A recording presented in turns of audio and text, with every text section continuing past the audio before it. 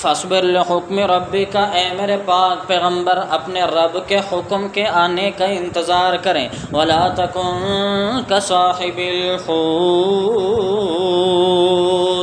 اور مچھلی والے یعنی حضرت یونس علیہ السلام کی طرح نہ ہو جائیے۔ اذ نادا، جب انہوں نے پکارا، وہو مکذوب،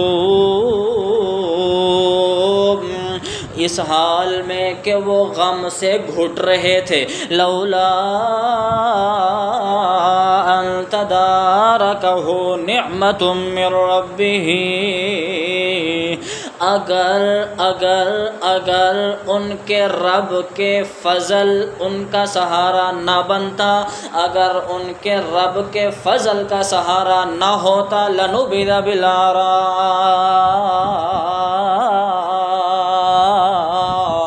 تو وہ میدان میں ڈال دیے جاتے۔ وہو مذموم، بری حالت کے اندر۔ فاجتباہ ربہ، تو ان کو ان کے رب نے چن لیا، خاص کر لیا، برگزیدہ بنا لیا۔ فجعلہ من الصالحین،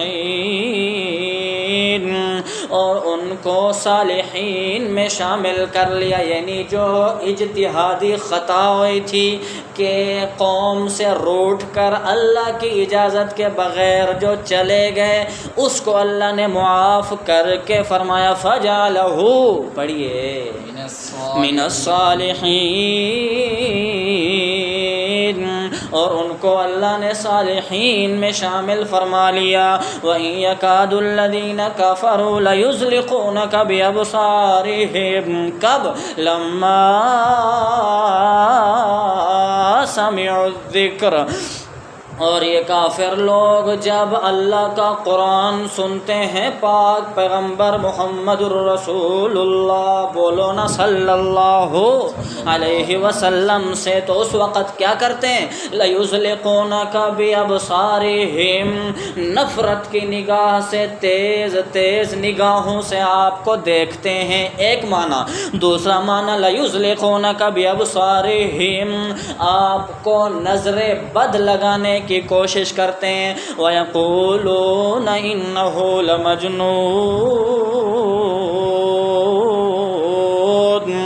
اور وہ یوں بھی کہتے ہیں کہ یہ تو مجنون ہے، دیوانہ ہے، نعوذ باللہ۔ اللہ کریم فرماتے ہیں کہ وَمَا هُوَ إِلَّا